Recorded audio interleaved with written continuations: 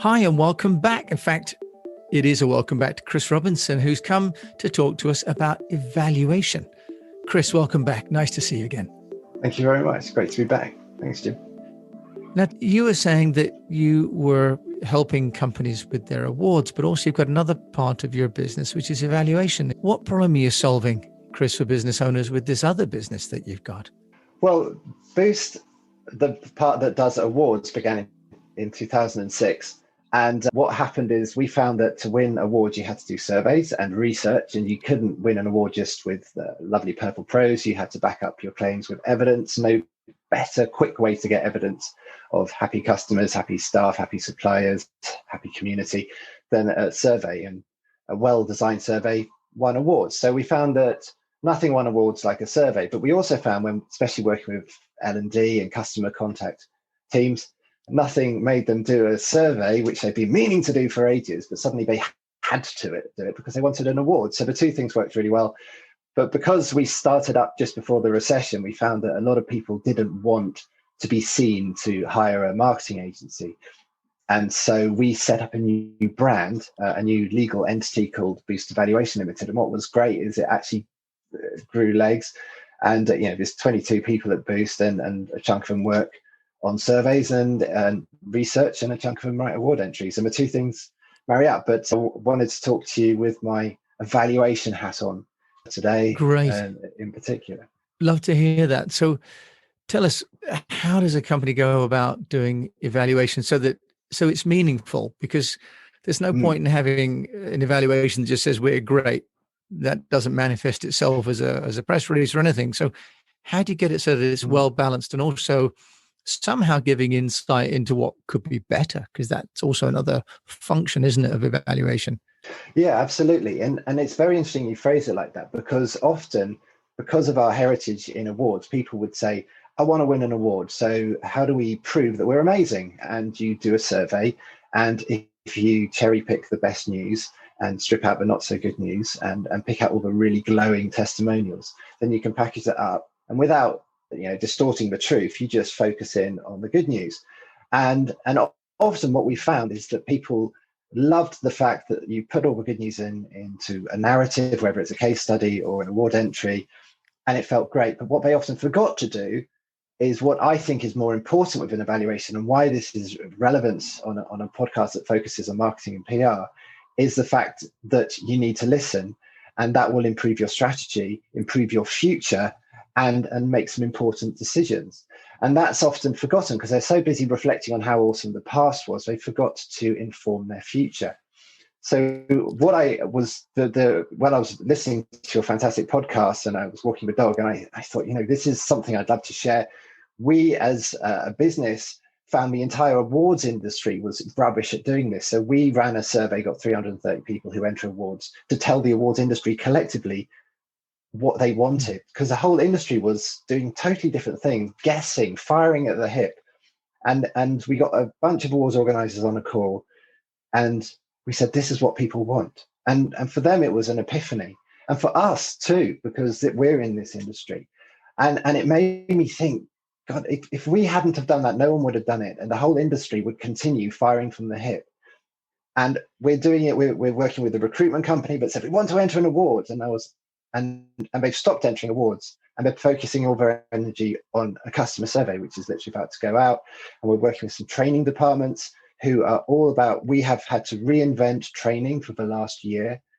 What did we do well? What do people want to go back to? But what do they want to stick with now we've done it? Do they like digital learning? And a lot of companies have had to reinvent themselves and come up with entirely new propositions. And they need to learn from the process and not just go back to the status quo and but actually find that the future is probably different, but in what way? And we've seen that you need to reinvent yourself, but how? And I had a light bulb experience, and I've watched others have it, and I wanted to share through your fantastic podcast, encourage other people to do the same thing. Chris, thank you for the compliments. And I was listening to a podcast about the Daily Brewer podcast and newsletter, and they were talking about digital metrics and how people are looking at all the insights from Google AdWords and all the trackability, but that's only given them historical data. And that they are even suggesting get on the phone to a sample of customers and talk to people. So can you just share with us, Chris, evaluation, how do you do it? Well, telephone is one mechanism, and sometimes people default to that. It's very difficult to schedule a phone call or get through to someone. It's quite an intrusive mechanism.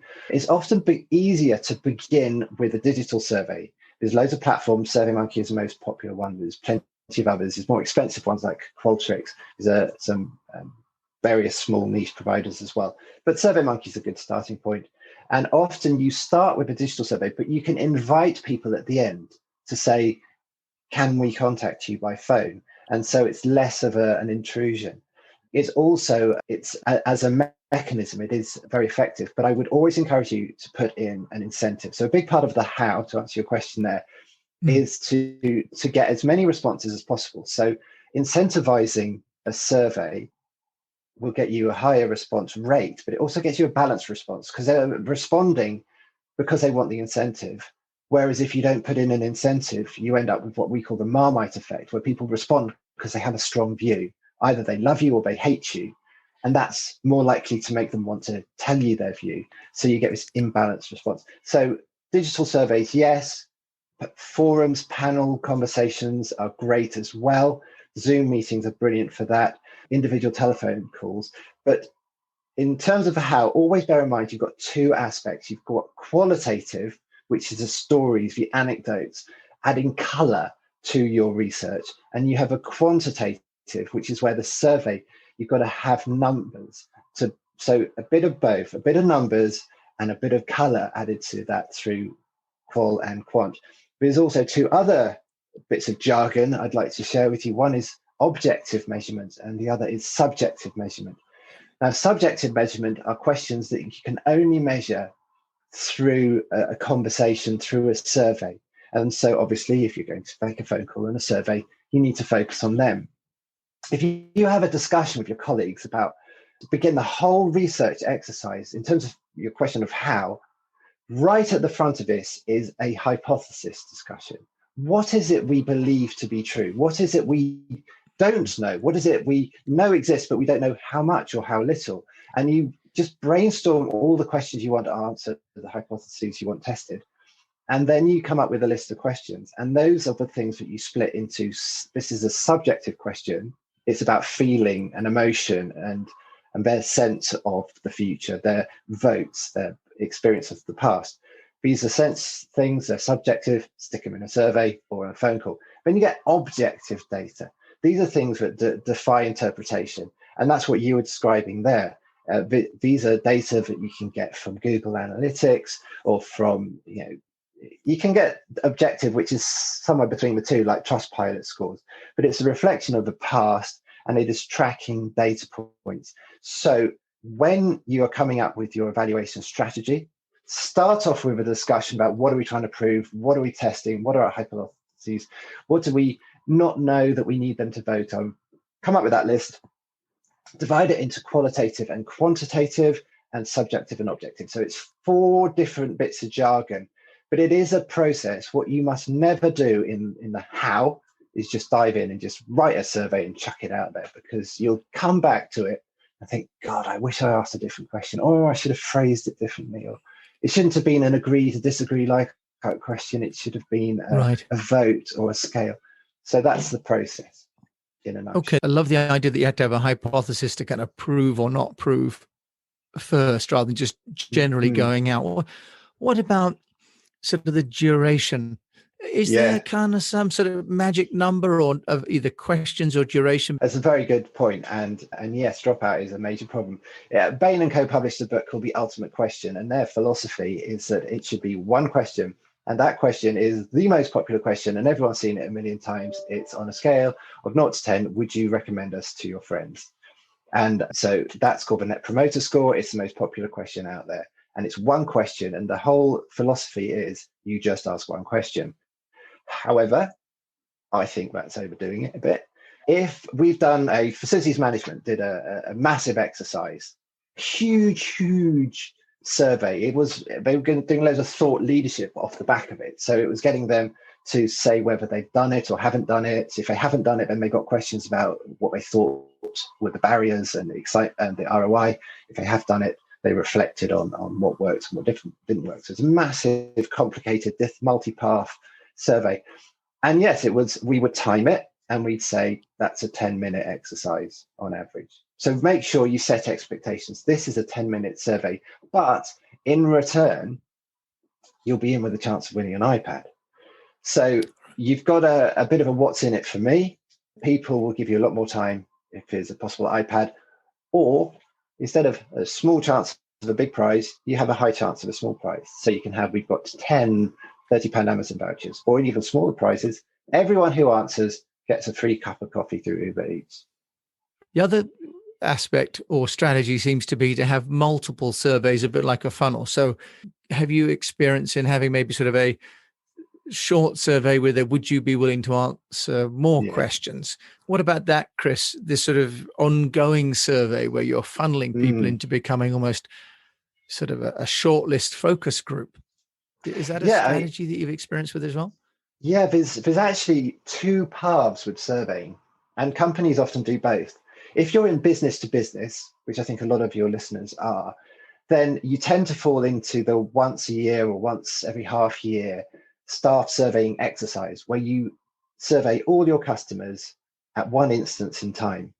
And that is a different approach to the other strategy, which is the continuous customer monitoring. If you work in a call center and you've got one of these massive call centers in Dublin, for example, you want to track daily by call center agent, by department, the net promoter score on a call by call basis. So you do those classic text messages that you get. And there you would do your one or two instant questions, the vital questions. And then you'd say, can I ask you a few more? And you get like a 90% drop-off rate, but you've captured the critical 10%. And those are two approaches and they both work, but it goes back to the what are we trying to prove question at the start. You've also raised an issue there of the sample size. Now, I read somewhere that a sample size as small as 30 respondents can give you an indication of what the overall universe is going to think. And one notices, like, for example, some of the American election surveys were kind of 100 people. Is there some experience of what creates enough of a sample size to make it valid? There are mathematical models you can use. It's one site you put in the variables and it tells you the degree of accuracy off the back of it or the required sample size to hit your target degree of accuracy. And now very often in B2B, you have a small universe, you have 50 odd people. So how do you make that more accurate? The trick that we recommend is having a 10-point scale, because we find that statistics, whatever surveying technique you use, whether you're surveying 10,000 people or 10 people, you'll find that you get a wobble of the statistic. You keep refreshing the survey and you're monitoring it, and it wobbles and wobbles and wobbles, and the wobble becomes smaller and smaller and smaller over time until it becomes rock steady. And no matter how many more responses you get, it's really not going to change much. If you have a binary question, would you recommend us to a friend, yes or no? The wobble lasts a lot longer because one person can have a big influence on it. If you have a 10-point scale, the wobble settles down a lot faster. So if you're doing a smaller group using a 10-point scale like the Net Promoter Score, but using it throughout, the maths suggests you get it stabilizes much quicker.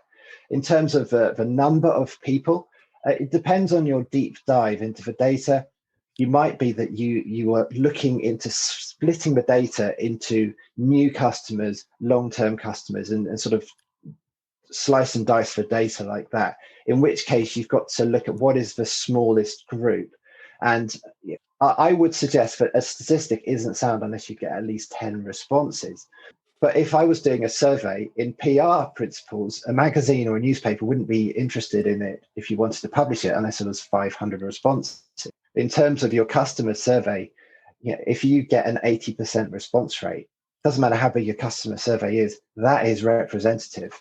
If you've only got 50 customers and 40 of them took part in the survey, that's the truth. So I dodged your question a little bit there, but there are techniques to make it more accurate, and equally, it depends on the context. Yeah. What about the survey with your suppliers, for example, and your partners, and also your staff? Because in Speak PR, we talk about three different audience groups. Chris, we talk about your external customers, but also your staff and your suppliers. Your partners can make a big difference. What's your experience of sort of evaluation there? Yeah, interesting. Employee surveys, there are a lot of debates. One is about anonymity. We're dealing with a Swiss telecoms company, and they're quite upfront and say, right, it's not an anonymous survey. We know exactly who you are, and that's just our culture, and that's just how it is. Whereas a lot of organizations, particularly organizations where there might be a union involved, anonymity is essential. Also, if like we're doing a compliance related survey, asking people about their behaviors to do with compliance, we're doing that with one client, you really don't want to give the person the impression that it'll get back to their boss that they've admitted that they're likely to discuss the company at a dinner party. So you're asking sensitive questions. Anonymity is a big thing there.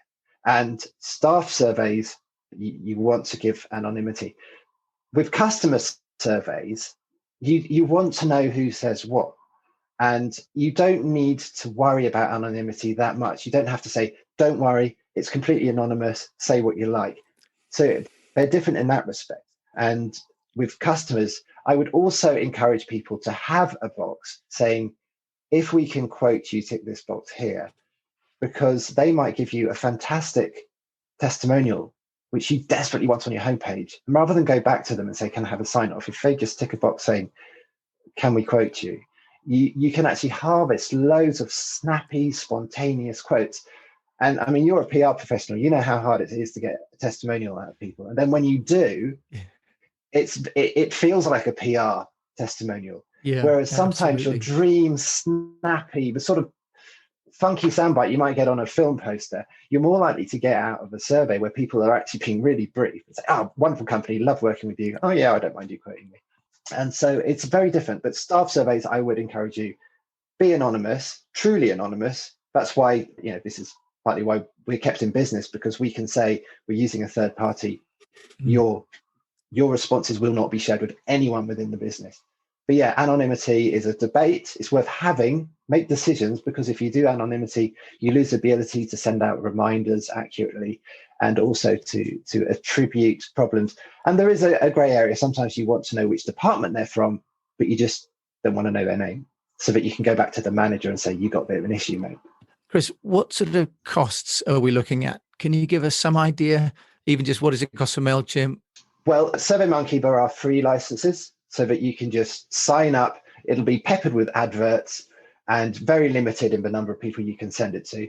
But equally, there's a whole grading scale of how much you want to pay. So if you're happy to pay £200-300, you can get a decent license and lose for branding and have lots of questions. It's an American system, so you do have to adhere to American CAN-SPAM laws, and you can't use the mailing system to spam thousands of people. But SurveyMonkey is a great option, very, very cheap. There's loads of equivalents out there.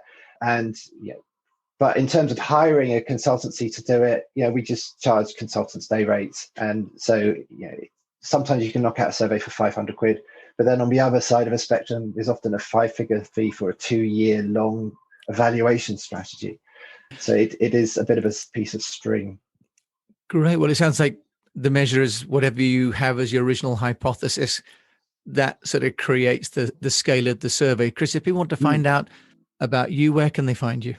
Our website is boost-evaluation.co.uk, and its services are listed there. Thank you so much, Chris Robinson, for joining me today on the Speak PR podcast.